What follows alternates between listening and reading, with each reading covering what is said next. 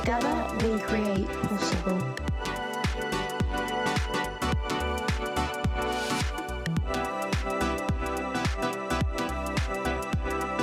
Hi everyone, I'm Ellie and I'm really pleased to welcome you to a special edition of the Let's Talk About Epilepsy podcast recorded at Hear Her Voice 2025. Now, being part of this year's event was a real privilege for me and I cannot wait for you to hear the discussions we had. So settle in and enjoy the episode. If you're inspired to be part of it next time, follow the link in the description to find out more and join us next year to Hear Her Voice.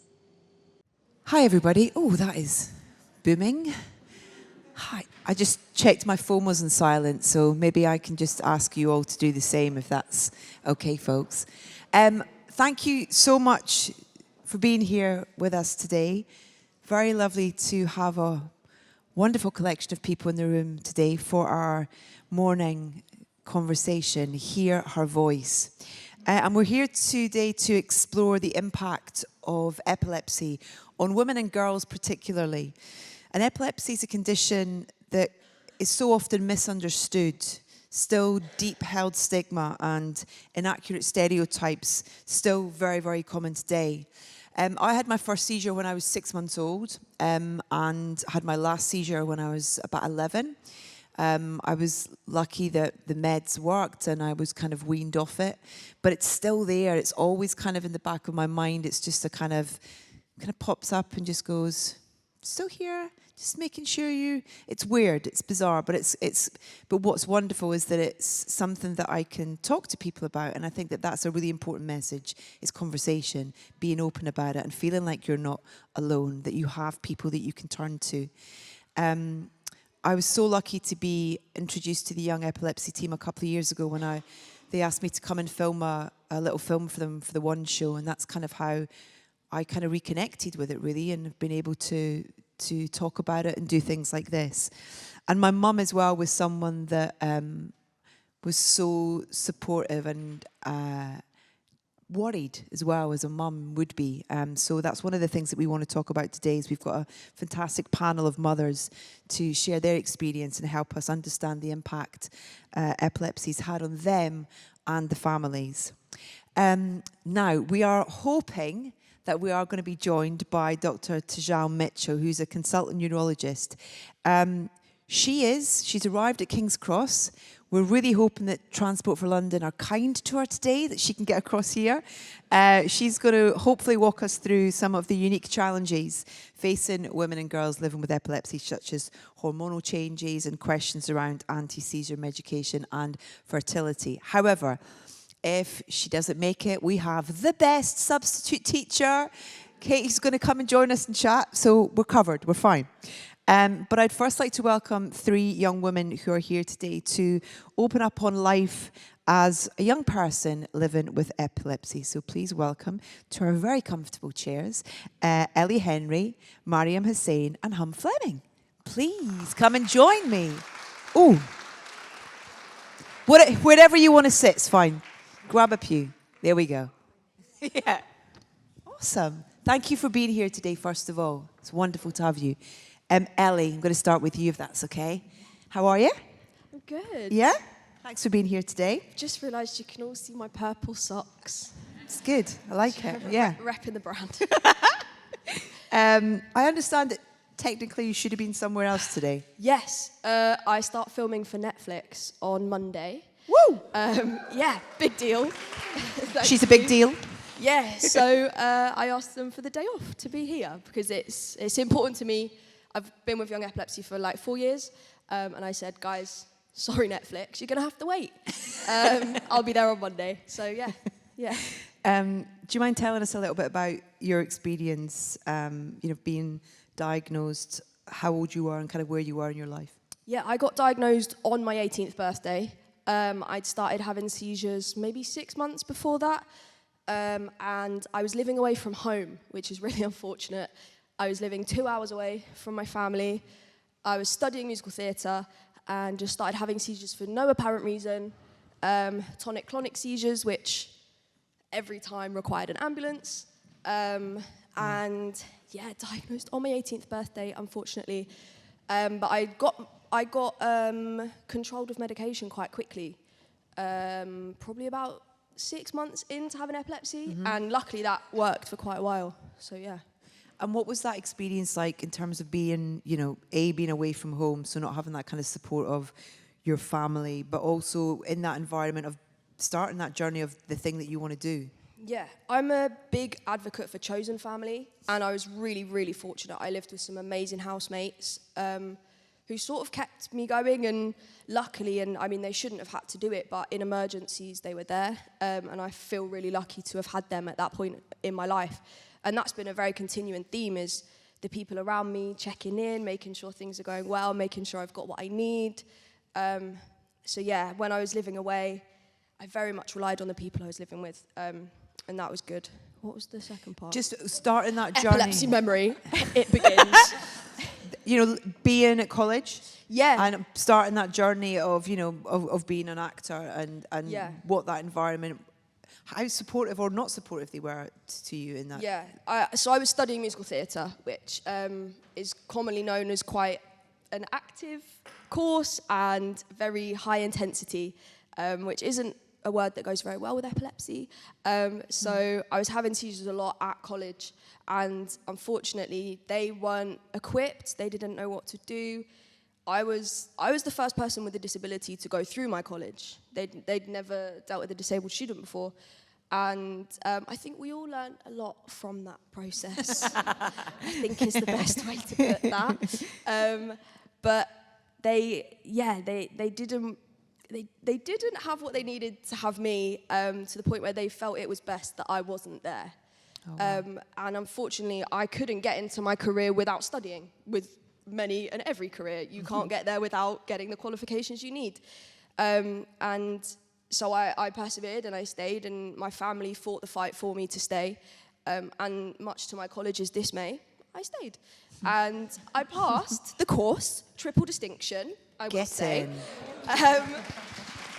But without doing that, I wouldn't be in the industry today, and I wouldn't be able to fight that fight for other people. And now I'm obviously, with Young Epilepsy, a massive, massive supporter of young people being able to do what they need to do and having the support around them, because the things that you do with a child now, that affects the rest of their life. And saying something like, health and safety-wise, we can't have you in our building, it's not helpful, because in 30 years, they're going to be an adult, and you've just stemmed something that could have become and grown into whatever. Yeah. We just need to keep everything open for our young people. Why is it so important? I mean, it's wonderful how open you are about it, because not everybody feels confident or comfortable with being so open about living with epilepsy. Has that always been the case with you in terms of, I need to talk about it, I want to talk about it, and why is it important for you to talk about it? Yeah, I'm part of the social media generation. So the minute I was diagnosed with epilepsy, social media is the first place I turned. The internet is the first place my mum turned for all of her information, because you sometimes can't get that time with medical professionals to ask all the questions, and you never know when a question's going to come up. So my mum instantly turned to the internet, and I sort of realised there's no one in my exact position, and if I'm looking for people, then there's going to be other people looking for people in the same position. So literally from day one, I started posting about my life with epilepsy and my diagnosis journey, and I did that on all of the social medias and just put as much information out as I could. And now, obviously, with my career, it's been able to gain enough traction that I get messages from so many people being like, I'm at this stage, what happened to you? Or I've just been put on this medication, have you taken that? And if I'm not able to answer, then I'm able to direct them to places like Young Epilepsy, where they can find out all the information and hopefully feel a bit less alone in that. Yeah. And where are you on your journey just now of living with epilepsy? I have been seizure-free for 5 years until 2 months ago. But that 5 years was quite nice. But as you were saying earlier, throughout that whole 5 years, I was still thinking about it. Because there was times when I was like, in Young Epilepsy meetings, and I was like, well, I don't know if I've got anything to add because I haven't had a seizure, so I don't know if my opinion's quite as important as it would have been if I was actively having them like some of the other young reps.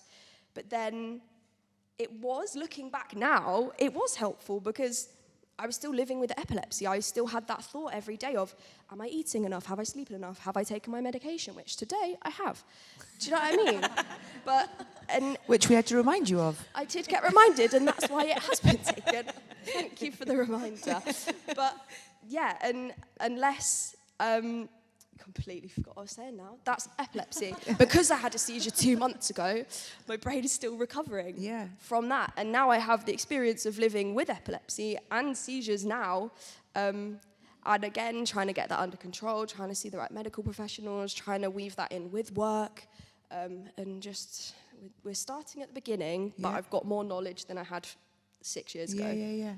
And how is, in the career now, starting this job with Netflix, what's your experience been within the industry? You had that pretty hellish experience with college, but in terms of going into the industry and going for jobs and going for auditions and things like that, and then getting jobs, what has that been like for you? Thankfully, the industry is completely different to college. The industry have been amazing. I thought that I was going to face the same challenges and that people were going to have the same fears, but I entered the industry to nothing but kindness and nothing but a want to understand.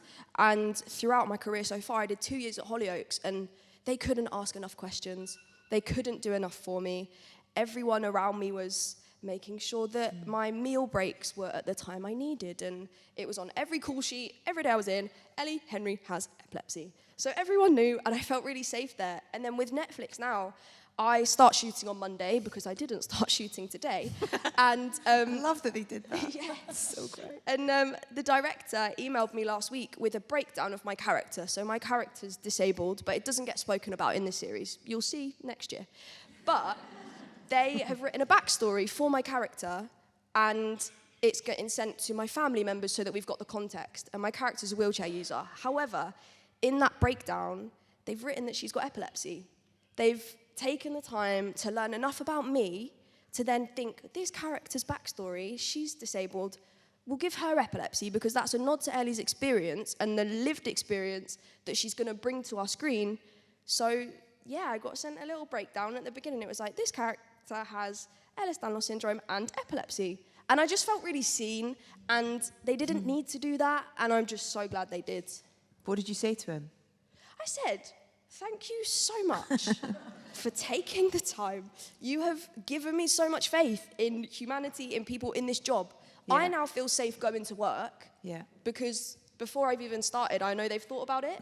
So I know that because they've given a nod to it in the character, in real life, they will have gone away and gone, okay, so aside from our meetings with Ellie, where we've discussed what to do if she has a seizure, we go away and do our own research. Yeah. And I know that they've done that, and I feel confident in that now.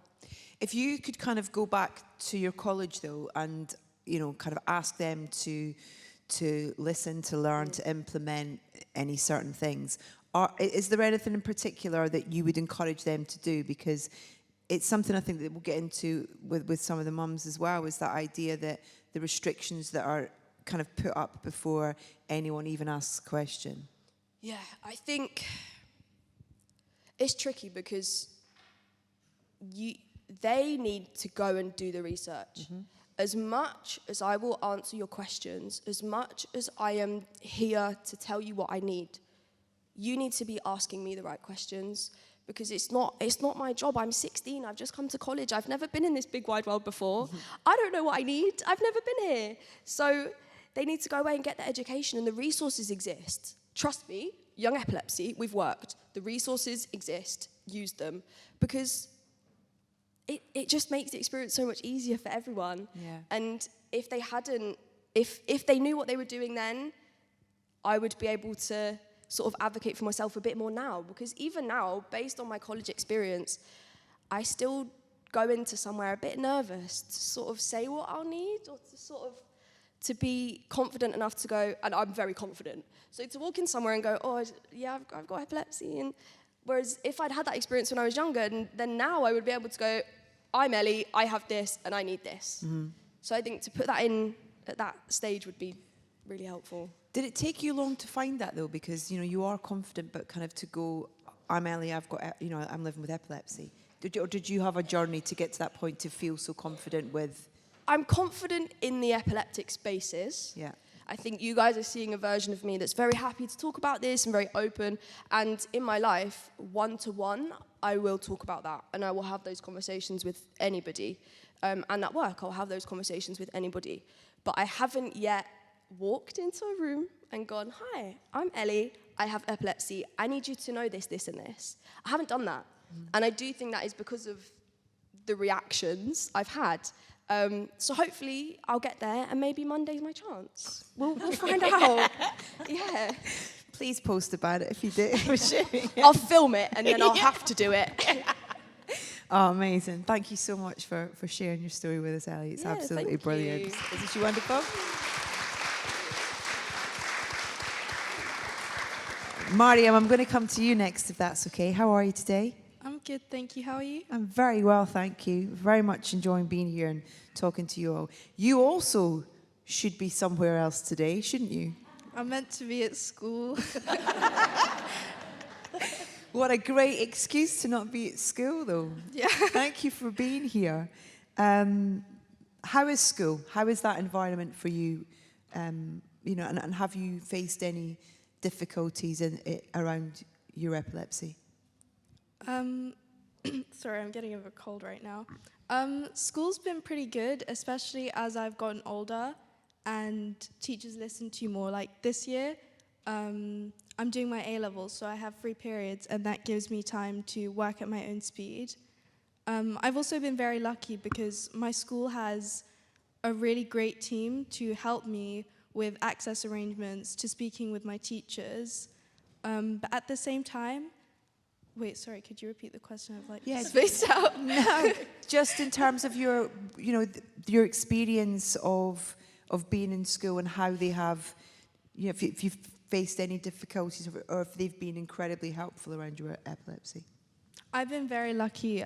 They've been helpful. There was a point last year where my seizures came back and a lot of teachers didn't know what to do. One teacher kind of just panicked and I hadn't taught my friends what to do. But then after that, after they realized, they had all of my teachers learned what to do. So I think overall my experience has been okay, pretty on the better side, I would say. That's great because that's all you can really ask for, isn't it? Is for people around you to want to help, to want to learn, to want to know what's the best thing to do for you and for them, I guess, as well.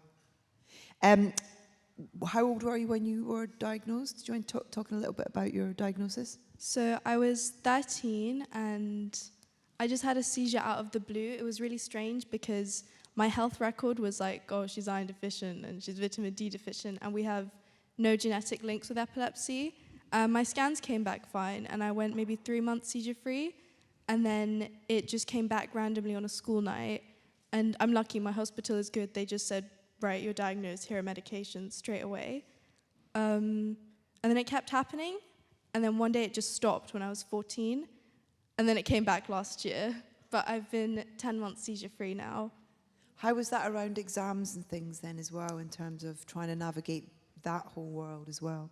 So I just did my GCSEs last year, and I do feel like it was difficult, particularly because of side effects. My friends were all like staying up really late studying.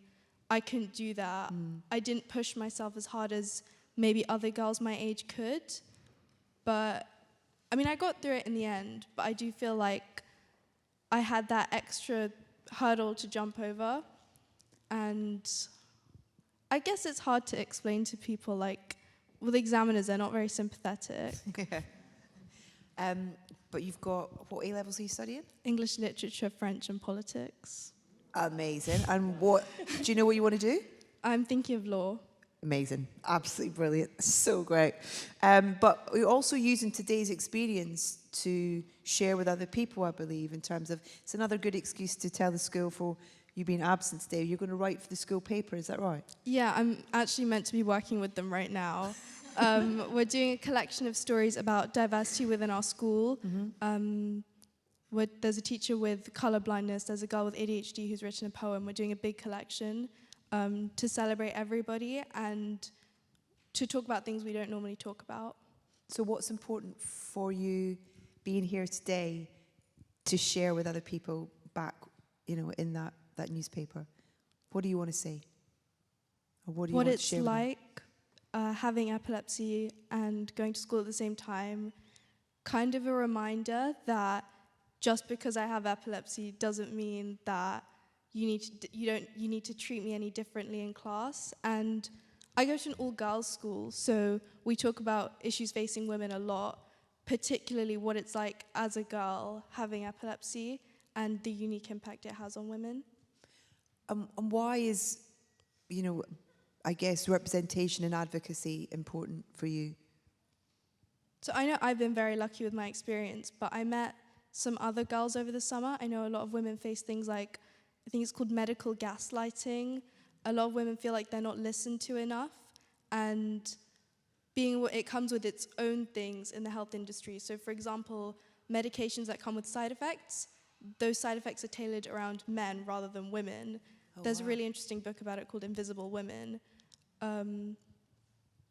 Sorry, I was spaced out again. That's fine. I think it's... Sorry, could you repeat Yeah, the of course. question? I was asking about why advocacy is important to you, and you were talking about how these medication, as an example, is very much tailored to side effects for men and not women, and trying to get women's kind of perspective across, I guess, in a lot of what you're trying to advocate and talk about. I think it's just important for women's voices to be heard, particularly within medicine when an issue is affecting them so much. What are the changes for other young women and girls living with epilepsy that you would like to see, in the future, whether that be, within the medical world, or even just within conversation, or just within people's perception, I guess, as well? I think making things more comfortable to talk about, like I tend to avoid bringing it up. We don't speak about why I get extra time or why Maryam's allowed to leave the classroom early sometimes. And to break down that stereotype of, is it okay if we play this video in front of you, it's got flashing lights? Yeah. Just overall making people feel more comfortable and breaking down those stereotypes. Amazing. Thank you so much for being here. Can't wait to read your article. Thank you. Hi, Hum. Hi. How are you? I'm good, thank you. Thank you for being here today. Not at all. Thanks for having me. Do you mind talking a little bit about your diagnosis first, and how old you were, and what that felt like at the time, I guess? Sure. So I was, I think, 13 when I got diagnosed. I actually started with focal seizures. So I'm partially aware, partially not. And I can remember sitting next to my father when it first happened and just thinking, what's happening to me? It felt like, the closest I could relate to it was like, am I dying? Because I had such a race of blood everywhere. My emotions were so heightened, and I had this really weird sensation that I had been there before, like a sense of deja vu, which just sounded so weird and so extraordinary, and I couldn't speak. And then suddenly it was over. And trying to tell someone that you're sat next to, who you look okay to, what's just happened in those 20 seconds, it just felt very uncomfortable and weird to try and describe it. Yeah. And I finally opened up to my family and said, I'm having these weird experiences. And obviously, I'm lucky I have a twin sister, and she could see that something was going on. But it took a while to get the diagnosis, because again, how do you describe something that looks totally fine on the outside, but is happening inside? And then I had a scan, and they found out I had temporal lobe epilepsy.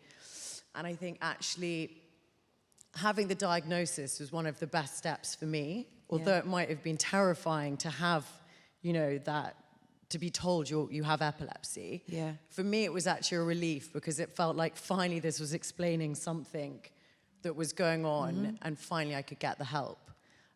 So I started taking medication at 13. I haven't been seizure-free for longer than 6 months. I'm 35 now, and I've tried lots of different medications and therapies and stuff like that. But yeah, that was how it all started. It's a constant journey then for you, almost in a way, in terms of, you must be constantly looking for answers, or definitely looking for answers. Yeah. I think also I've come to the realization maybe there aren't answers out there. Yeah. And that's fine. I think, like Ellie said, it's really important to have a support system in place. I'm very lucky having a twin sister, because obviously I've got a wingman throughout my life, especially with the memory loss, which I don't know if you two experienced, but that's a huge part of my symptoms is severe memory loss. Like, I can look at a photo and it looks like I've been superimposed. Wow. But yeah, I'm lucky that I have such a great support system with friends and family that can help, but I'm definitely still looking for the answer. It's so funny you said that, because I said that to you earlier when you talked about the memory loss thing, and I hadn't thought about that, because there are massive gaps in, my childhood up until the age of 11, where my family will talk about situations or places we went, and I'm like, huh? And it's like, oh my God, I had not put two and two together that was probably why. It's kind of absolutely crazy. Why is it important for you to advocate, to be here today, to talk about it, to be part of this conversation? Well, I'm really grateful to Young Epilepsy and have been involved with them for quite a while. I probably can't actually remember how long, again, because of memory loss. But I can see from Instagram I've been involved for a while. And I'm very happy to have been part of this journey. And like I think all three of us have said, being so open about it not only helps within friendship groups and support systems around you, but having gone public about it and having done press interviews, the kind of community that I now have around me is overwhelming. I have, these kind of group chats and these emails and, little forums and Instagram groups where they're all mothers or girls or even fathers that all have an experience in some way, whether it's a child or themselves. And I think it's just so nice to have a kind of support system and just a place to be able to discuss things that you wouldn't normally feel open to discussing, because there's some quite weird sensations and side effects that go hand in hand, which, sometimes I feel medical doctors aren't as receptive to, maybe, as someone who lives with it, because it might sound so, unrelatable, I guess. Yeah, absolutely. Well, they've not lived it, have they? That's exactly. The kind of thing. Yeah, totally. What advice would you have for, being 13, and going through your life and living your life with it? What advice would you give a 13-year-old girl who maybe has just been diagnosed? Well, I would say to be open about it, definitely. I think we all agree that there's some reason, a stigma attached to having epilepsy. And I definitely battled with that at times, whether to tell people, especially from a memory perspective. I'm sure a lot of people in the room can relate, but sometimes I go to introduce myself to someone, and they could even be a family member that I've known for years and years. And then you have this internal battle about playing along with what they're talking to you about, or do you open up and say, I have no idea who you are? Which could be quite hurtful, especially if it's someone that you've known for years. So you're internally thinking, oh God, I'm gonna get caught out. Do I say it? And the longer you go on, the digger the hole, the deeper the hole gets. And then you're getting more and more anxious. So I do find that now, in later life, I've learned that the best way forward sometimes is literally just to open the conversation with, I'm really sorry, I have epilepsy and a form of memory loss, but it's great to see you. That always covers it. So if I haven't met them, it covers it, and if I have, it covers it as well. Perfect. I love that. It's like you should almost get a badge made with it. Like, instead of baby on board, have kind of it's so great. You should start that.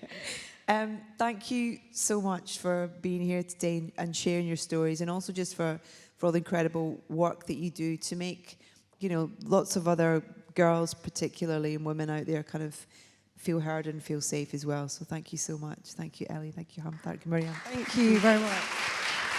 You can go and take some, sit in another seat if that's all right. Thank you so much.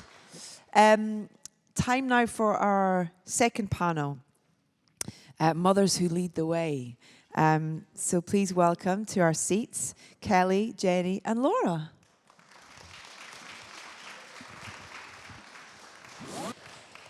Hi, Kelly. Hey. How's Cash? He's great. He's Aw. good. Kelly and I did the film for the One Show 2 years ago now. Christ, time flies, doesn't it? It doesn't feel like 2 years ago. No, being familiar with your story and Cash's story, it's something that's so familiar to so many people that they can relate to. But for everybody here, can you just give us a little kind of background to your kind of family situation? Yeah, so we're in a really unique situation. I've got 3 wonderful children. Cash, who is 12, Darla, who is 10, I've got to remember now, and Camden, who is 5. And over the last 7 years, I've watched all 3 of my children have seizures. And they have all started on the epilepsy pathway, or for Cash, he's been on it for a long time. It's been tricky, because first time round, you're like, oh gosh. Second time, I was like, really? Third time, I was like, no one's going to believe me. It was crazy. So it's definitely a juggling act, let's say. And are they all, they all manifest in living with epilepsy in different ways? And Yeah, so unfortunately for Cash, I do talk about him a lot because his experience is the worst. Like he hasn't had seizure control for 7 years. He had a time in the summer where he had 10 weeks seizure-free, and we were like, yes, is this it? And then bam, it's come back with a vengeance. So poor Cash has not, he's not had a good ride. Darla is unapologetically Darla, so I love her attitude. So she's been able to be a bit more, whatever. And because she's seen Cash's journey be so difficult, she actually tells people, I only have a little bit of epilepsy, because she doesn't have as regular seizures as Cash, and she won't call them a seizure, she calls them a wobble. Because she's like, well, Cash is worse than mine, so they have, bless them, they're very close. So it's been completely different. And then Camden first had her seizure at 2, so that was really hard to navigate. I was like, not the baby, what are we going to do? She's still the baby at 5, but so she's only been able to kind of vocalize now at 5 what's happening. So she had one at school the other day, and she went, yeah, my eyes just went black, and then I woke up. And I was like, okay. So she's pretty chilled out about it. And from a very young age, she's played with her dolls or her soft toys, and she's giving them medication and saying, oh, I'm looking after them because they've got epilepsy. So it's been part of her. Wow. She's known no different. Yeah. So yeah. Do you think that's almost been a help then, in a way, that for them to be able to understand what they're going through by watching their older siblings go It through has and it hasn't, because for Darla particularly, it was really traumatic. Like, she has seen, at 5 years old, she's had to be at the door waiting for the ambulance crew. She's had to, Camden was newborn, so she's had to hold the baby and let people in to help us, because we're not, Dad isn't always home. So she's seen the raw, horrible side of epilepsy. So to approach the subject and say, look, you've got a diagnosis too, was really difficult with her. So she felt comfort, because she said, oh, me and Cash are twins. So that was quite cute in a weird way. But it was really hard for her to process, because instantly she thought, am I going to be as bad as Cash? Yeah. And I thought that too, so I can't, Yeah. Do you notice a difference at all between the girls and Cash's? Yeah, so some of their seizures, they all have been diagnosed with the same type of epilepsy, which is focal. And some of their seizures have similarities, but some of them are different. So Darla goes quite blue, which is ridiculous, because if she has a blue suite, I'm like, whoa, panicking. So we banned those from the house. So there is some similarities, which is what made me think, oh gosh, this really. But there are differences. And as I said, Cash has seizures. Well, currently he's having them every day. Darla has just reached a year seizure-free, so I'm like, phew, that's one down. And Camden is still kind of in the midst. It's still kind of early days with her. So it's been a lot to get my head around, to think, okay, I've got 3 children with epilepsy. They all present similarly but different. Their seizure patterns are different. Their triggers are different. Am I going crazy? No, that's just the nature of epilepsy. It's 3 different brains, 3 different people. We just have to take each day as it comes. Yeah. And, how has that changed, or affected the kind of family unit in a way, in terms of the ask of you and, your ever presence there? The school are going to call, one or all three, that side of things Even as well. now, I'm like, my watch is buzzing, is it the school? So it's hard, I won't lie. So we're at the stage now where I've had to give up my career and my work because I'm just needed every single day. Particularly for Cash, we get phone calls all the time and he has to come home. He can't stay in school. Unfortunately, the other week I had a phone call for Cash, picked him up, and then I had a phone call for Camden, and I was like, what? So it's really hard. It's affected the whole dynamic of our family, like everything we do, even just say going swimming. I can't take them swimming on my own. That's like a logistical nightmare. So everything has to be planned. We went to Carfest last year with Young Epilepsy, and I was like, can I bring my mum, just in case? So it's just, everything is planned, everything has to be thought about. It takes its toll. Yeah. But one of the things that Cash really is sport is a big thing for him, isn't it? Yeah, he Just loves in terms it. of how he's able to have his thing and have a way to, I guess forget about it in a way, or try and at least kind of. Yeah, so sport is a big outlet for Cash. Like, if he doesn't get to do his sport that week, he's really angry. And it's not just pre-teen. It's, yeah. I'm glad he's got that. And we found the difference even between Cash and Darla. So because Cash is having regular seizures and Darla's are more controlled, for example, Darla is allowed to go to different sports clubs, but Cash isn't. So he's faced a lot of discrimination. Yeah. As you know, he wasn't allowed to go to a local football camp because of his epilepsy diagnosis and because he was having seizures. So he's, unfortunately, again, it's poor Cash, he's had a much rougher ride. Yeah. That's one of the things that we talked about before, wasn't it? That idea that kind of how do we re-educate people, and particularly, camps, sports camps and stuff, for there to be people there who understand, the condition, who are trained to deal with it. It's no different than being at school, really, is it? No, and I think if you're going to have other people, say, with diabetes or anything else in your camps, you can surely have a child with epilepsy, because he might go to the camp and not have a seizure all day. He might have one when he gets home. He might have one. But as a mum, my life is tailored to make sure Cash does not miss out. So if he wanted to go to this camp, I'd probably sit in the car park for 2 hours if I had to, because he's not missing out. His life is going to be exactly the same as everybody else's, and I will always ensure. So I'm going to get emotional now. It's hard. Yeah. I knew I'd cry. Oh my God. So I've got tissues. There you go. Thank you. I came prepared, and it's all right. It's hard. I mean, oh my God, it's. And I think it's hard because it's, as I said, like, you compare the two, and for Cash, he's like, my sister's seizure-free, why am I not? And he's tried so many treatments, and we're at such a crucial stage. He's year 7, like, who wants epilepsy in year 7? So it's really difficult. And as a mum, he wants answers from me, and I don't have them. As a mum, I want to fix it. I want to make it all better, and I can't. And we're 7 years into this journey, and I feel like we're just back at the beginning again. We're just going around in circles. Nothing's changed. We're still there. We're still clinging on. But my kids are the most resilient, beautiful children you will ever meet. Yeah. And that's what I take from that. What do you need the most to kind of help with something to change? Just understanding, because yes, Cash has epilepsy, but that doesn't define him. Yes, Darla has epilepsy, but that doesn't define her.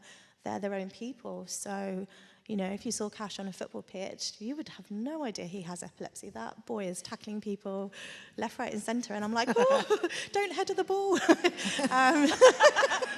It's horrible. When he was in goal, I was like, oh no. God. And I just think they're just people, and they have dreams, they have aspirations, and they just have this little thing in the background that is an absolute pain, don't get me wrong, but just understand, ask questions. I'm very open. I'm like, do you want to read their care plan? Here you go. I've got 3. So I think it's just being open and honest, and it's not, well, it is scary, but it's not as scary as you'd think it is. Yeah. And when you leave today, ladies and gentlemen, downstairs there's a big Young Epilepsy poster, and you can see handsome young Cash down there with his beanie hat on. Just give him a high five as you go past him, and send him loads of positive vibes, and send in all our love to him as well. Thanks for being here, Kelly. Oh, thank you so much. Thanks so much, Kelly. It's wonderful. Jenny. Hi. Some of you might recognise Jenny from her wonderful coverage of BBC Formula One. Very excited about the new season. I know. Anyway. Can we talk about that instead? It's easier. Talk to me a little bit about your experience, please, of your daughter. Okay, so my daughter is now 8, and we first thought something was wrong on Mother's Day last year. So I'm quite new to this world, so excuse me if I don't say the right things. But she was asleep downstairs having a nap after lunch with her father, and all of a sudden I could hear shouting. I was upstairs. I was like, why are they shouting? I was trying to have a nap as well. I was like, this is really rude. What are they doing? They know I need to sleep now. So I thought after a while, you know what? I think I need to go downstairs and see what's happening. So I went downstairs in full, outrageous mode of, why are you waking me up? To find my daughter, she was on all fours on the sofa. There was sick everywhere. And Jamie, my husband, was trying to get her to kind of move or do anything. And she was just stuck. And I had no idea what was happening. He didn't. And she came round. We still argue about how long that first seizure was. We don't really know, is I think the answer. But I reckon it was about 4 minutes. So we rang, I think, 111 to get some advice. And immediately after she was sick, she came to, and she was just so tired. I was like, don't let her sleep, because that's what you're told, isn't it? Don't let them sleep if they're in trouble. Yeah. And at that point, I had no real idea that it was a seizure. So we went to the hospital. We were in there for quite a while. Our local hospital is Frimley Park, and they were amazing. They ran a lot of tests, and in the end, they released us. And I can't remember exactly, which is really annoying. I suffer from memory loss as well, sorry. But at some point in that journey, we were warned that it might be epilepsy. And I kept a diary of what was happening after that. And she had, I think, 5 or 6 seizures after that point in the space of about 3 or 4 months. Yeah. So from nothing, we were in this world of suddenly needing to look after her in a very different way. And she had seizures at school, so they were very aware. And for the first time, she said that she was ashamed.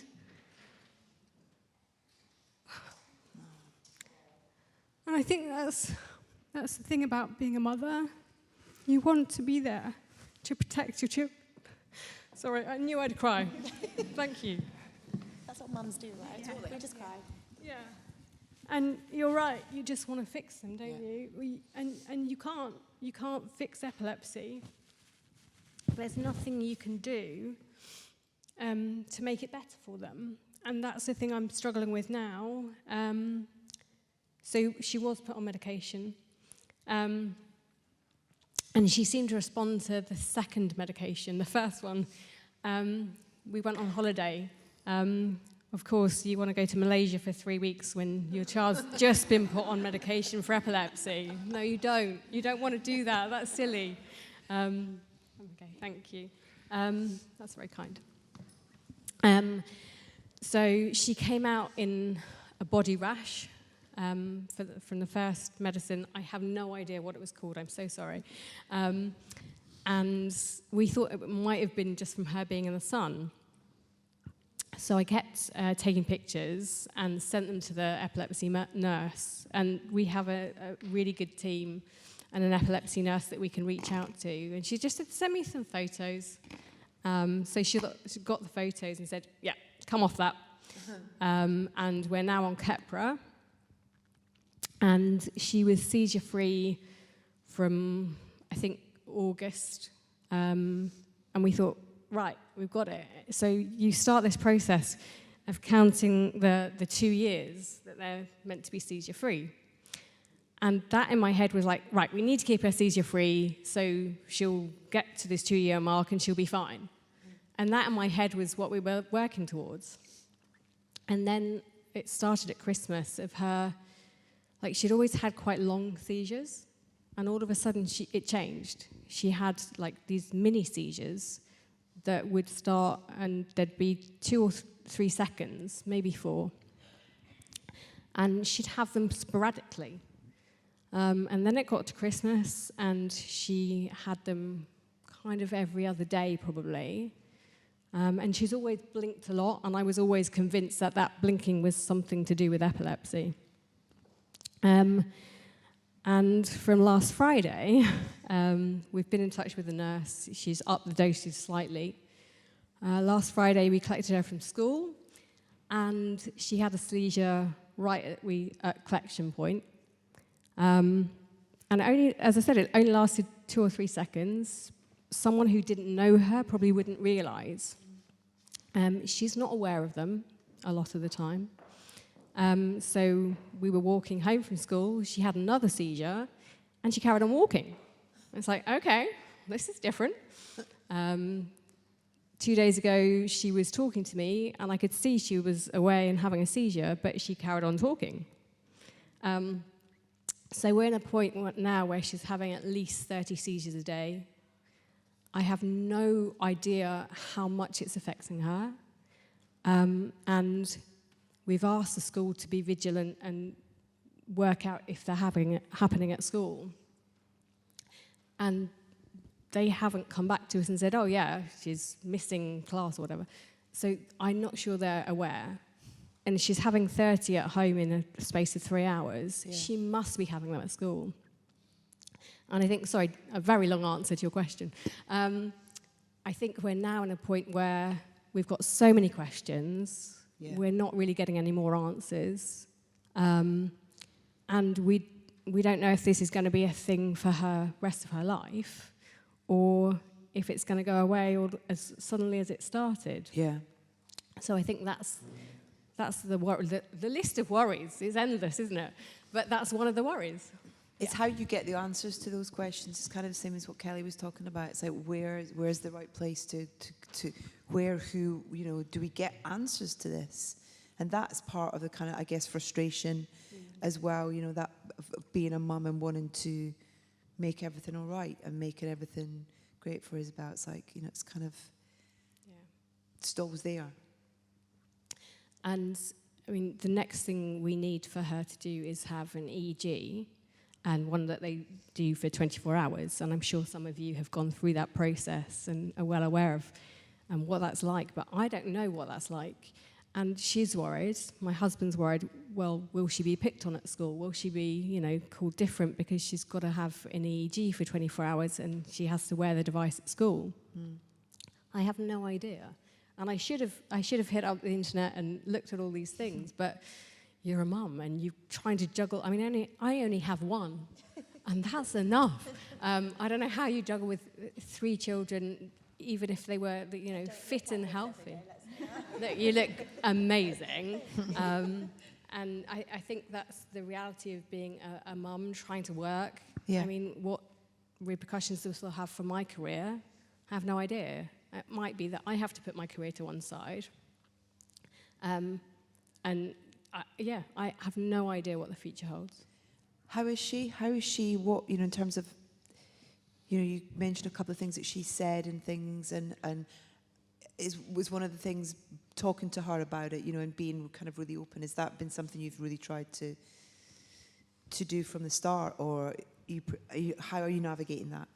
Yeah, we're trying to be as open as we can with her, and, you know, encourage discussion. She's not a great talker when it comes to what she's feeling and how her emotions, which in our house is quite strange because we're like really open. But yeah, she kind of bottles things up. So she did say when I was leaving, she was like, "Why are you so smart, Mummy?" And I did the school run looking quite smart. And she was like, "You look like you're going to meet the Queen." I was like, no, I'm just not in my like casual thobbies with my hair in a mum bun. But she did say to me, oh, I'm worried about you talking about my epilepsy in front of people. And I do feel with any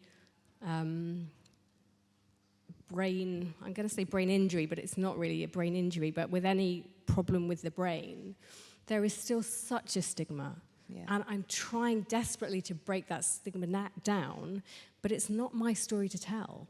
It's hers. And I don't want to be too public in my platform because it's her and it's up to her to decide how much she wants to share. Yeah. So I'm really conflicted in raising awareness at school with her friends. Or do I let her tell that story when she's old enough and chooses that she wants to? And I don't know. I don't know much, do I? Basically, I'm sitting here going, I have no idea.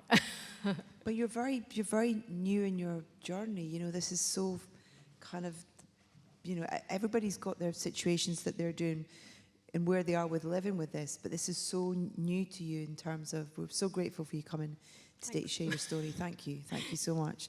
Please, huge round of applause for Jenny. Hi, Laura. Hi, Edith. How are you? I'm good, thank you. I'm very honoured to be here today, and thank you for inviting me along to be part of this. We're honoured to have you. Thank you so much. We'd like to talk about your boy Jude, if that's okay. Yeah. First of all. Sure. So, my name's Laura. So I've got a son, Jude, and so very sadly, I'll get it out of the way, I'll rip the Band-Aid off, that very sadly Jude died from SUDEP 3 years ago, just over 3 years ago now. So he is my middle boy. He's got an older sibling, Layla, and a younger babysitter called Cleo. And very sadly, Jude died on the Friday night, which was the eve of Cleo's first birthday. So we were, those 2 dates now are going to be forever inextricably intertwined, and it continues to be a very bittersweet time of year. But Jude, I still struggle to talk about him in the past tense. He's but it sounds weird to say is. But so Jude was basically a gorgeous boy with really beautiful smiley face, lots of blonde hair, always full of the joys of life, and was diagnosed with epilepsy at a very young age, so we didn't really know any different, and he passed away very suddenly just before his 8th birthday. But as Kelly said, if you looked at Jude from the outside, and he went to nursery, went to school, you wouldn't know that anything was wrong. But actually, throughout his life, he had a very tumultuous time with his seizure control. And I think you said how it affected your family unit. It undeniably has affected, and his death continues to affect our family unit. And I think when Jude was with us, although he had an older sibling as well, everything was focused around what we could do with Jude, what was best for Jude, how we could get him to reach his full potential, how we could try and get these seizures under control, because he never, ever in his whole life had a period where he was seizure-free. So he was diagnosed, he had his first seizure when he was 6 months old, and I'm a doctor as well, and I have seen hundreds of patients have seizures before, but when it's your own child, and when it's your relatively brand new baby, and his first seizure was a tonic-clonic seizure, so he was shaking uncontrollably in front of me, completely out of the blue in the middle of the day when I was at home on my own. And it's a terrifying experience for anyone who's ever seen anyone have a seizure, and especially when you're the only one that is there to care for them. And his first seizure was thought to be a febrile convulsion because he had a temperature with it. And then he didn't have any more for a few months. And then just before his first birthday, went on to have another one, and then another one, and another one. And these were all without a temperature. And so we, the hospital where I still continue to work, in Paul Hospital, he was taken in there for investigations and diagnosis. And I think, very, very quickly got the diagnosis of epilepsy and had an EEG when he was tiny baby. Trying to stop him pulling all the leaves off his head was a bit of a challenge. And then had a few years where he was on medication and was relatively well controlled, but still not completely seizure free, was still having at least 1 or 2 seizures a day. But in the, it's all relative, and in the kind of great scheme of things, that was pretty good. And then just before his 5th birthday, really sort of fell off a precipice with the seizure control. For no, we have analysed it so many times over the year. My husband's a GP as well, and kind of tried to intellectualise it medically, and there was just nothing that really seemed to tip him over the edge, but had hundreds and hundreds of thousands of seizures, and his seizures weren't particularly ever very long, but they just came in clusters, and it kind of was a snowball effect. And so that was 2018 was his terrible year, and he kind of just carried on, and I think that taught us as a family huge amounts about resilience. And I think anyone with epilepsy who's living with it will just know that it's just such a horrible, it can be such a cruel and horrible illness, because it's so unexpected, and it can be fine, and you can be living a relatively normal life and just have this thing, like you say, sort of in the background, and then all of a sudden it explodes, and there's seemingly no rhyme or reason to that. So by the end of that year, the burden of seizures basically took its toll, and he kind of very, very suddenly deteriorated, and so he was kind of, looked like a completely normal boy, walking and just about to start school, and then he just very rapidly deteriorated and became very disabled. So at his worst, was unable to walk, he could barely sit up, he couldn't talk, he'd lost his ability to swallow, and we were, devastated, and thought at actually that time that was going to be the end of our little boy's life. And that's how we came involved with young epilepsy, because we pushed and pushed, because everyone who was seeing him, they didn't know what else to do. There was, and we felt completely,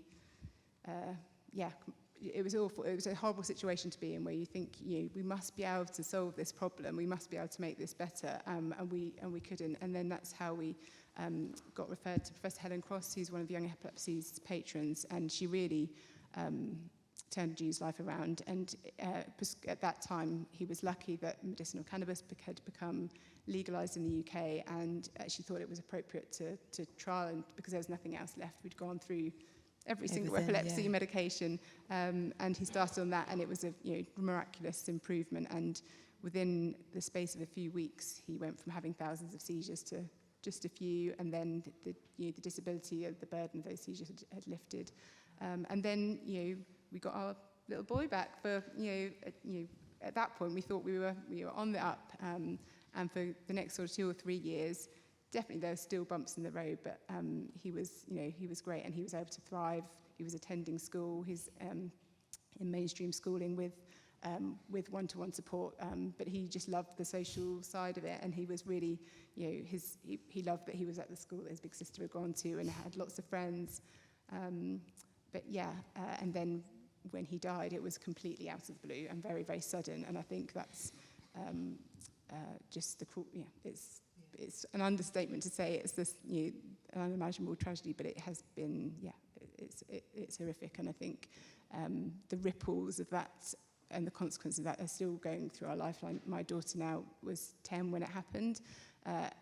Overnight she just lost her little brother, and trying to explain that is to a child that age, and we still, I was still looking after a little baby when all this happened, so it's very difficult, and navigating life afterwards.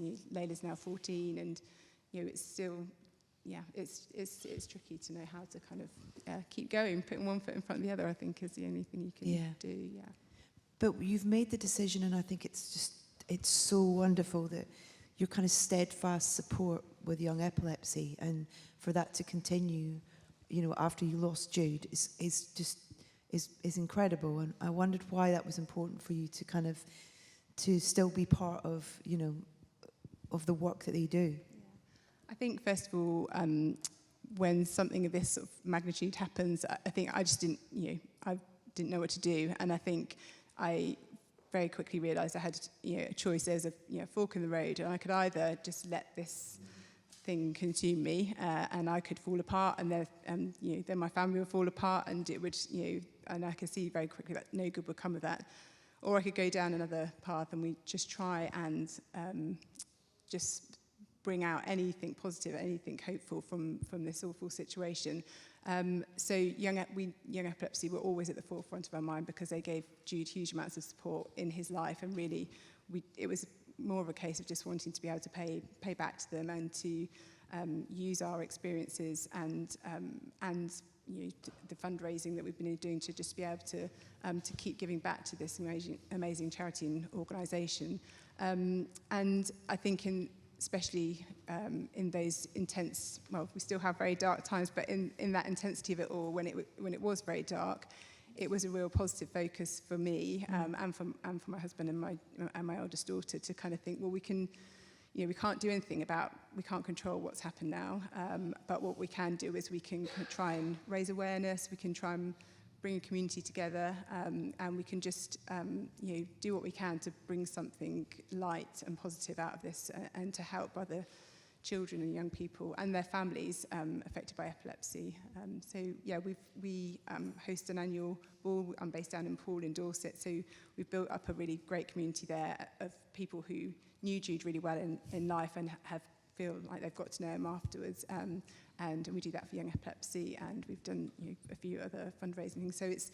And I think all those things, it's changed over the years. That I think to start off with, it was very emotive, and hopefully over the years it's become more celebratory, and it's really just about celebrating Jude as a little boy he was, and all the happiness that he enjoyed, that he brought into everyone whose lives he knew him, but also everyone has stepped up and done these amazing challenges and has wanted to support young epilepsy because they're just so incredible. So it's just trying to keep going and keep your head above the water, I think, is the main thing. It's absolutely incredible, Laura. Thank you so much for being here and sharing your story. Thank you. Jenny, Kelly, Laura, you can go and remove few. Did you just say few? Oh, yes, she's here. Yay! Please put your hands together and welcome Dr. Tejal Mitchell. Yes, you made it. I made it. Thank you. So great to have you. Also, on that train for 2.5 hours. Bless you. Do you want a cup of tea? I've had a bit of Okay, coffee. good. Thank you. Just to say, we are going to open up to the audience for some questions with Dr. Tejal, if you have any, for the last 5 minutes. So just maybe have a think about those if you have anything whilst we chat. Thank you. Not tricky ones. For being here. Tell us a little bit about what you do and your specialism in epilepsy. Yes, so I'm an adult neurologist, so you might find that strange because we're here for young epilepsy. And that means that actually I cover lots of neurological conditions, and people will see me for those conditions, so things like multiple sclerosis, migraine, spinal problems, the whole range. And I predominantly, because I work at 2 places, that's in the kind of more district general hospital, but within neurology, I chose to specialise in epilepsy. And that was driven by when I was training, because I realised that for me, what gives me the buzz is understanding how people live with their conditions. And I missed some of the stories this morning, but I think one of the things that I feel I have a role is when I can't cure somebody. And that is actually, even from this side, that's really difficult because you are trained to find the cure. And it's really difficult to think you can't cure people. But I realised, particularly with lots of people that I would see in A&E who would come with their seizure and somebody tweak a drug and send them out again and then they'd come back in again, that actually there was a role in how to help people live with their condition and still move forward. And so my specialism in epilepsy was because I saw epilepsy as one of those really important conditions that we should be doing better at helping people live with their condition rather than their condition dominating their lives. Yeah. And that there's so much they can do, we could do in that. So that's what led me to specialising in epilepsy. So I will see people with their first seizure, I'll see people after the first seizure, I'll see people whose medicines haven't worked and we're thinking about other treatments, drug treatments that have come about, fenfluramine, cannabidiol, but I'll also see people that we're thinking about epilepsy surgery. So I don't do the surgery myself. I did 6 months of neurosurgery and decided that wasn't for me, but that's that's the aspect that I do. I'm here because one of my other passions has been transition, as in helping young people go through from that change between paediatric and adult services. And in a way, it's crazy that we have to define it by the services rather than the journey somebody's going through in adolescent. And I started my interest, obviously, when I was much younger, but I went to Australia for a year, and I did a project trying to improve that preparation as well as that transfer between the two children's hospitals in Sydney to the adult side. Because I also see, I think that's the thing that we need to work harder at, is having that vision about where somebody's going to, rather than just where they're at, and then thinking we have to move them somewhere else. And obviously, as an adult neurologist, you know, our pediatricians often say that we don't seem to understand that transfer. And I say, well, actually, you know, particularly talking about our young girls and our young women and older women, actually, as an adult neurologist, I take people through lots of transitions in their life. So I will take them through the transition from adolescence into, you know, often leaving school, into work or higher education. That transition that needs to happen between being a young woman and then thinking about motherhood. And then we think about the transition when you're coming sort of through menopause, and that's a transition for their epilepsy as well. And then also a lot of older women who might have their epilepsy for the first time. And it, you know, that's a big adjustment. And the impact on independence and relationships when, you know, at that end, people are thinking about their own lives and mortality. So there are lots of different transitions that impact women through their lives and therefore impact their relationships with people around them, their family, their friends. You know, younger age, we're talking about schooling, then we're talking about work, partners, children, in-laws. You know, all this comes into clinic, and you have to manage that. And actually, I like the fact that I can give something based on what everybody else has told me. So it's not coming from me, but based on what other people have done to handle those aspects, to what might help people navigate living with epilepsy rather than having epilepsy. Yeah. And in terms of like information, what research would kind of, I guess, help you support girls, women, you know, living with epilepsy better or improve the access to services, but also the idea that you have about living with it, being able to? So to me, I think there are different aspects. So, I mean, obviously what we've skipped through, the big impact for girls and women with epilepsy is the impact on reproduction and the impact on having children and the impact drugs have on how the baby develops and those conversations. So I think most of you will be aware of the current situation with sodium valproate, which is the most effective drug for certain types of epilepsy, but have huge risks to a baby during pregnancy. But I feel that we could do more to understand how reversible that risk is. Because, you know, again, as I said, for me, it's informing people about their choices and then supporting them through that. So I think we could do more with understanding, you know, why did these drugs that work so well for epilepsy make such a difference on the developing brain? Is there some way where how they work for epilepsy can be disconnected with how they impact? Because that, I think, would be important. And actually for our young women, knowing that if they've taken, say, something like sodium valproate, actually, if they came off it, even though that would have an impact on their epilepsy, is that, you know, does that improve that safety? Because at the moment, we're in a position where we're saying, don't take it because of something that may or may not happen in the future. But we don't know the other side of the coin. I think the other aspect is more about equity to access. I mean, we heard about trying to get the right person that can help either you or your child or the young person. And I think, it's going, of course, we'd like more of everything, because, that would be lovely.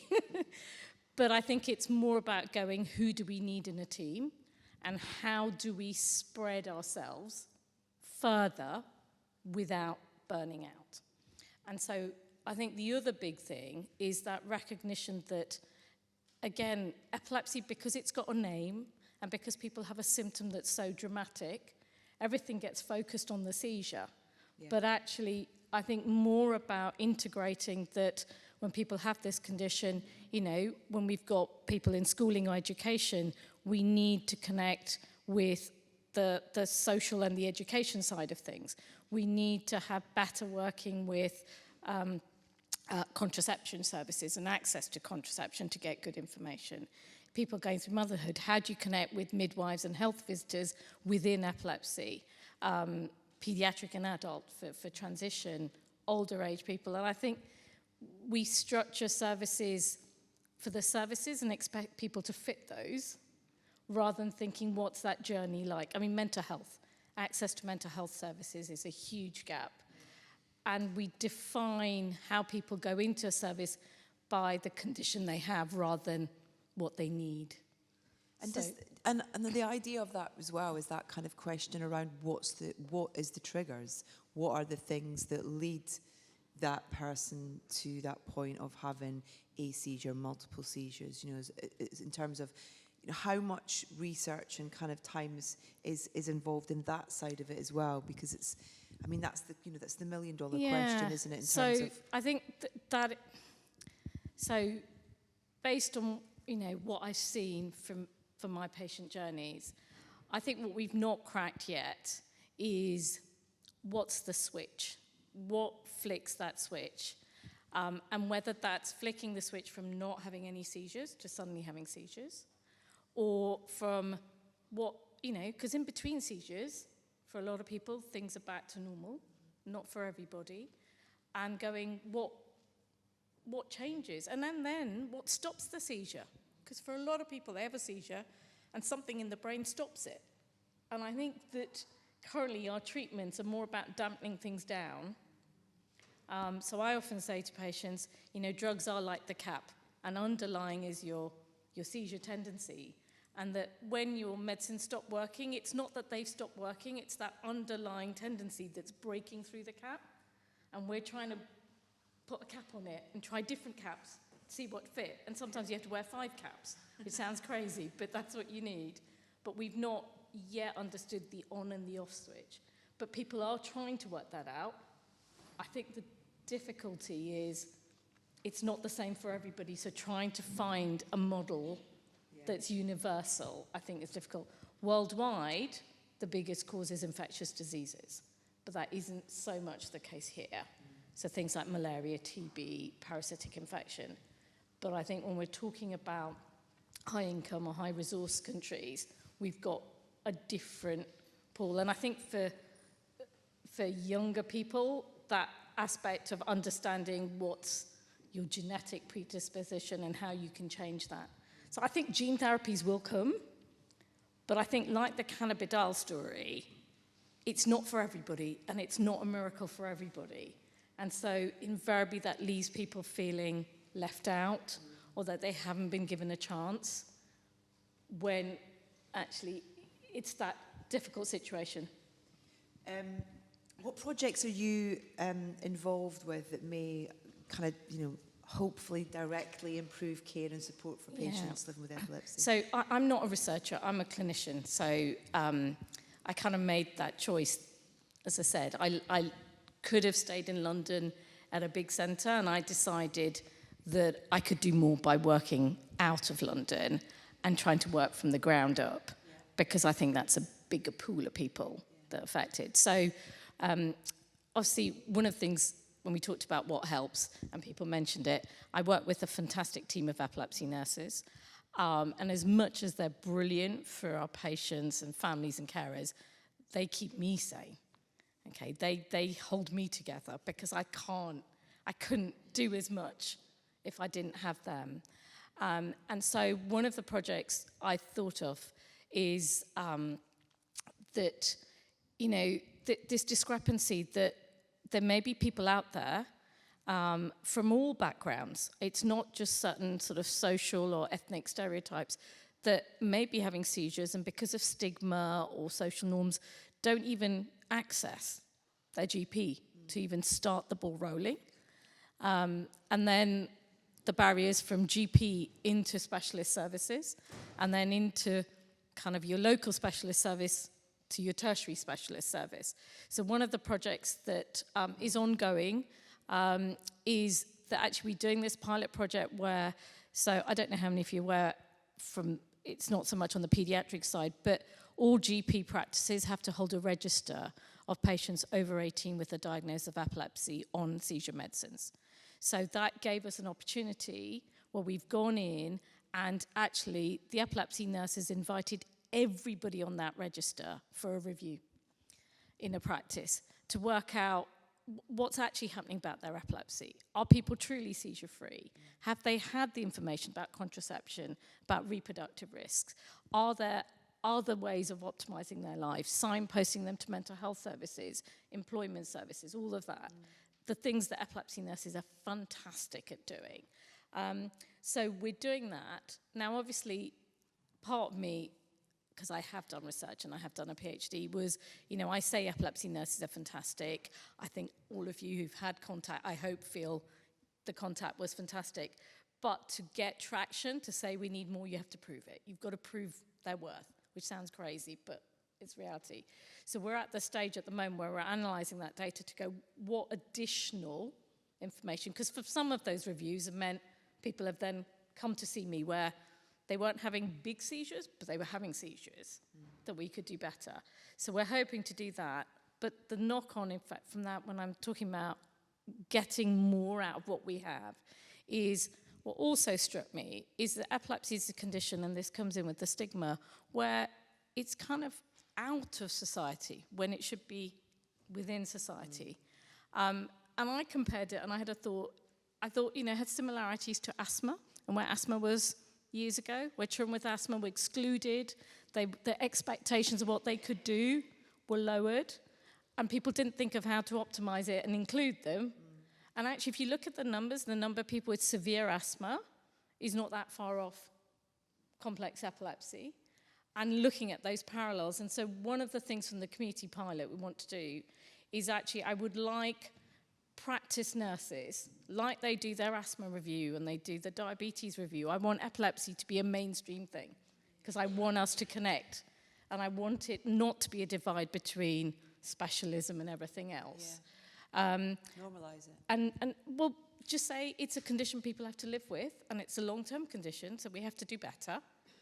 And so I would hope that we would almost develop a traffic light system where practice nurses knew a bit more, had, say, just 5 simple questions, but then knew that if you hit certain boundaries to get the epilepsy nurse or refer in, just to break those barriers down, but also get people connecting back with their general practice, because I know they're in dire straits, and many of you will say we can't get to see our GP, or they know nothing about it.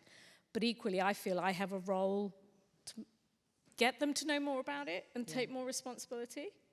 So that's one of the big things we're doing. Transition, obviously, is a big project, and I was involved in the bundle of care that NHS England have put through, which with some recommendations for improving transition.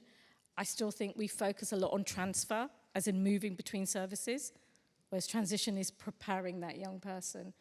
And I think part of that, again, making more of what we have, is working with my paediatric colleagues so that when people are moving through, they see us as a team. Whereas at the moment, I think transition from paediatrics, a lot of it is, oh, you're going over to the dark side. And it's not that.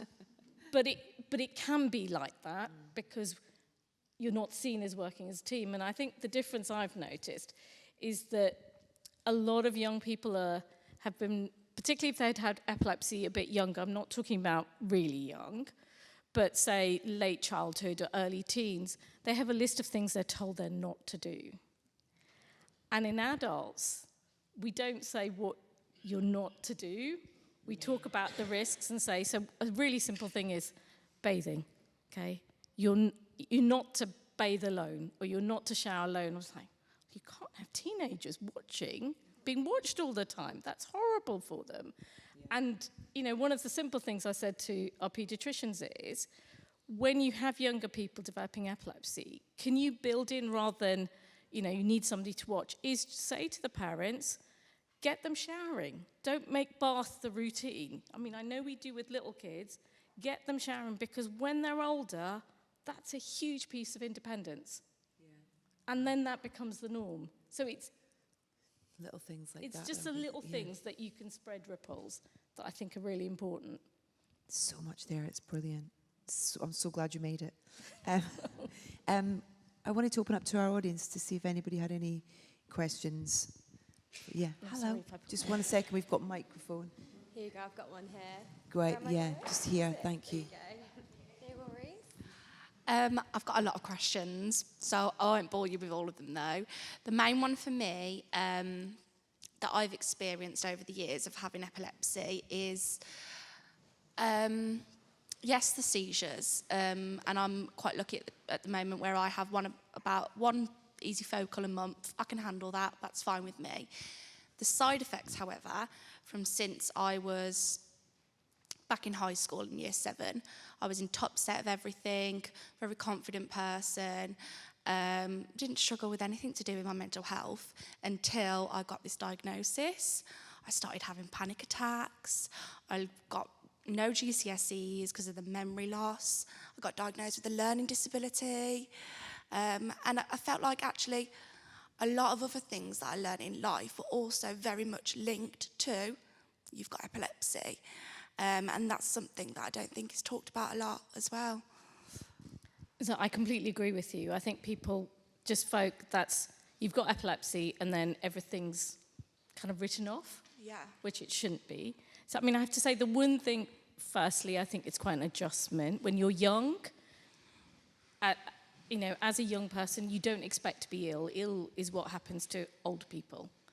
And I think that a lot of things that we don't talk about is that adjustment. So, I mean, usually I will see people between 16 and 18 if they're coming from the paediatric services. And first off, we talk about the fact, particularly if there's no specific cause, that it's not fair. It's not fair it's happened.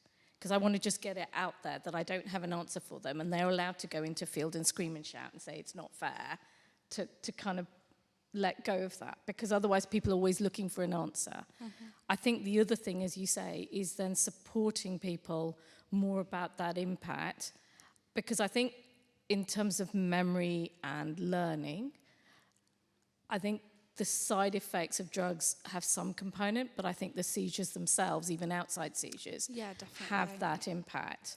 And that can get blurred in that boundary. And as you say, then people go, well, you've got epilepsy, therefore almost that you can't learn as well, which isn't always true. And I think that's the gap, isn't it? And that's what I meant by us understanding that epilepsy has this broader impact. Yeah. And pulling people in to make the most of it, to sort of, I guess, I'm reading between the lines, is perhaps you were told a lot of things that you couldn't achieve rather than focusing on how do we maximise what you could achieve. Yeah, definitely. And I think, well, I know we all change as we grow, but a lot of the stuff that I tend to speak to my mum about or the doctors about always just tends to come back to, you have seizures, it probably does mess something up there. I'm very, very emotional as well. My emotions have heightened so much, which is something that my mum was like, maybe you should have therapy. And when actually I'd be absolutely fine 1 minute and then the next the whole world's over. So yeah. So I think that's the emotional impact. Absolutely. Of the adjustment. The drugs add to it. The seizures add to it. But I think that's what I meant about supporting people kind of, I mean, therapy, again, we use therapy very broadly, but I think psychologists have a real role about adjusting, accepting, and then working the strategies that play to your strengths. Yeah. And I think that's a big gap. Definitely. I completely agree. Thank you so much for sharing.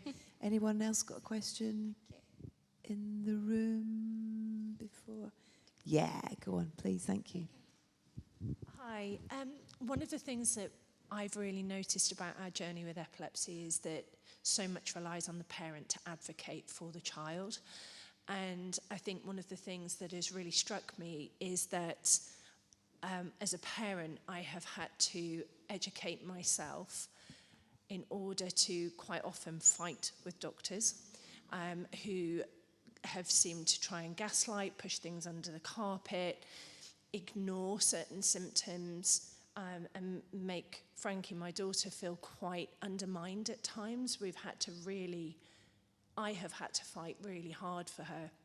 And I think what concerns me is that I was probably quite well set up for that because I have autoimmune diseases myself, so I've learned to advocate for myself. If I had not had the education background that I have, or perhaps the support I had from parents, I may not have been able to advocate in the same way for my child. And what worries me is that there must be children who slip through the net or who don't receive the same level of care that I have been able to fight for Frankie, that just don't get that. And that worries me as a parent, thinking outside of our own experience and thinking of the wider experience of young people with epilepsy, is what support there is for parents who perhaps don't know how to advocate for their child so well. Yeah, so I agree. I think and I've had to take 2 children through health and mental health services.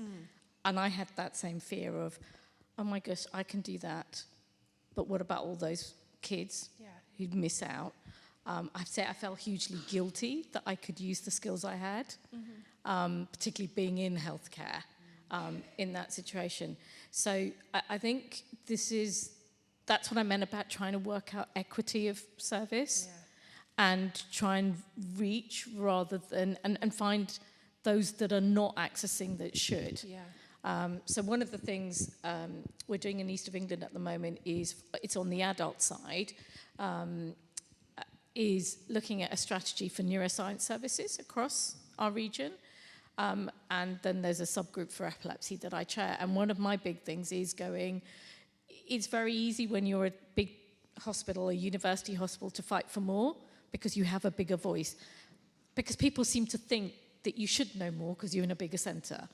And because I work both in a big centre in the district and in the community, because our epilepsy nurses are based in the community, I see it from the other side going, but actually pumping more into the centre isn't always the answer, because there are people out there that aren't even getting the basics.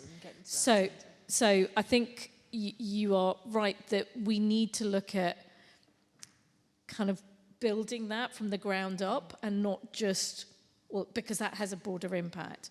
I think the other thing that's difficult, and again, I'm not a paediatrician in my usual practice, is I think professionals could get better at explaining how you weight things rather than dismissing something as being unimportant. And I think sometimes people may get the impression you're being dismissed because when we're thinking about it, we're going, well, actually, perhaps that isn't something that can be modified or isn't having as big of an impact because of something else. So it's something that I've realised that when I'm talking to patients, particularly if I'm talking about whether they've had a seizure or not, is if I don't think it's a seizure, I talk about why I don't think it's a seizure rather than just going, that's not a seizure.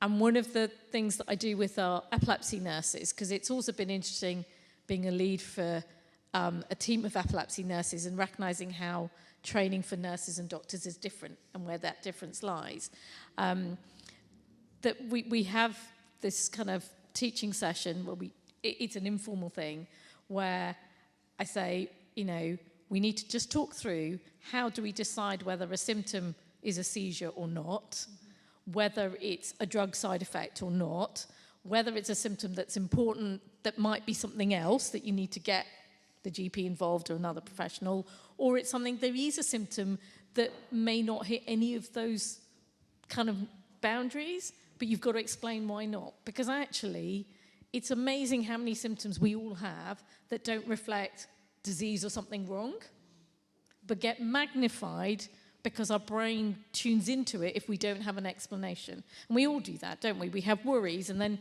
you rationalize it, and you try and bring it down, and sometimes you can, and sometimes you can't, but you need that information to help you bring it down. Yeah. And I think we're not so good at that. So I think that is about communication skills as much as access to services. And I think it's both aspects of that we could do better. Mm-hmm. Thank you for your question. Thank you, Dr. Tejal. Thank you so much, everybody. Thank you for being here today. Thank you all for joining us here today. Just wonderful insight to everyone's experiences, and so honest and open, everybody. Really appreciate it. There are more than 100,000 children and young people living with epilepsy in the UK, and over 40 different types of seizures. Young Epilepsy is a national charity that provides information and support so that no one needs to face this alone. You can find out more on the Young Epilepsy website, and if you'd like to show your support, there are plenty of ways that you can do that. You can find the Just Giving page in your little bags that are on all your seats today, and we've got some silent auction QR codes around the room if you want to have a scan and see what's available, and maybe, I don't know, gift an exciting prize to someone, but all in the aid of the wonderful Young Epilepsy. Thank you so much for having me today. My brain is full of wonderful stories and information, and hope as well. Thank you so much, everybody. Really appreciate it, and have a wonderful weekend. Thank you very much. Together we create possible.